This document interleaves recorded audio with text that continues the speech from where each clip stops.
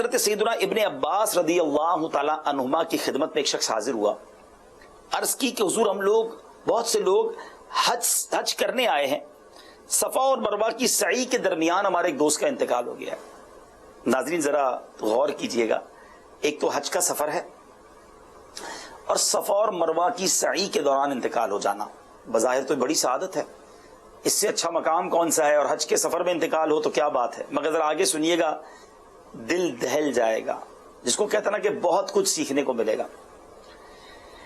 کہتے ہیں اس بندے کو ہم نے غسل کیا، کفن پہنایا، تدفین کے لیے قبرستان لے گئے، جب قبر کھودی تو ہم دیکھ کر حیران ہو گئے کہ قبر کے اندر ایک بہت بڑا اژدہا، بڑا سانپ، بگ اسنیک موجود ہے۔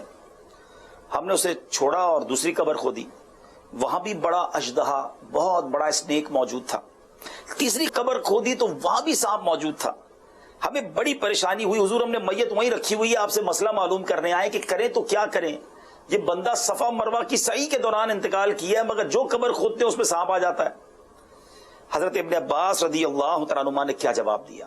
فرمایا وہ اژدہا اس کا برا عمل ہے جو یہ دنیا میں کیا کرتا تھا، تم جاؤ اور انہی 3 قبروں میں سے کسی ایک قبر میں اس کو دفن کر دو۔ اگر تم اس شخص کے لیے ساری زمین بھی کھود ڈالو گے تو وہاں اس اژدہے کو، اس بڑے سانپ کو ضرور پاؤ گے۔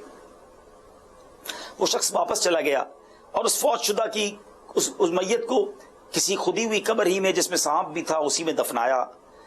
اژدہا بدستور قبر میں موجود تھا۔ وہ قافلہ جب حج سے واپس آیا تو لوگوں نے اس کی زوجہ سے پوچھا کہ تمہارا شوہر ایسا کون سا گناہ کرتا تھا جس کی وجہ سے ایسی دردناک سزا ملی؟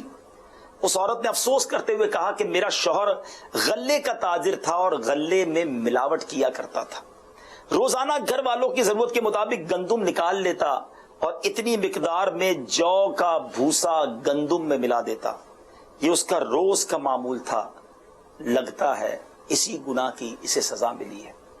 ناظرین ذرا سوچئے، حج کا سفر، لوگ کہتے ہیں حج کے سفر میں تو موت آ جائے تو کیا بات ہے، اور واقعی روایتیں ایسی موجود ہیں کہ جو بندہ حج کے لیے نکلا اور اس میں انتقال ہوا تو قیامت تک حج کرتا رہے گا۔ مگر ملاوٹ یہ کیسا گناہ ہے کہ اس سفر میں بھی موت آئی مگر سانپ قبر میں ساتھ گیا۔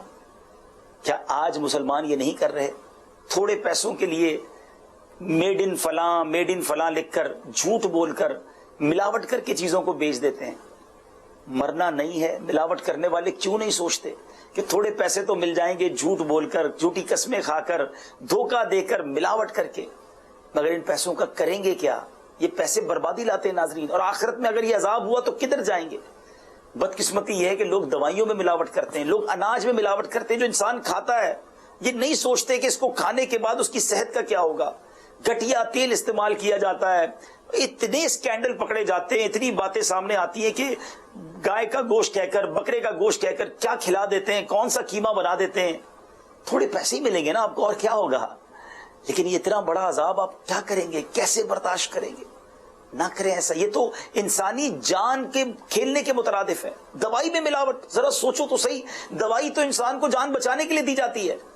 پچھلے دنوں ایک معاملہ پکڑا گیا، پتا چلا انسانی خون جو لوگوں کو دیا جاتا ہے اس میں بھی ملاوٹ کرنے والے ملاوٹ کرتے ہیں۔ خدا کا خوف نہیں ہے، مرنا نہیں ہے۔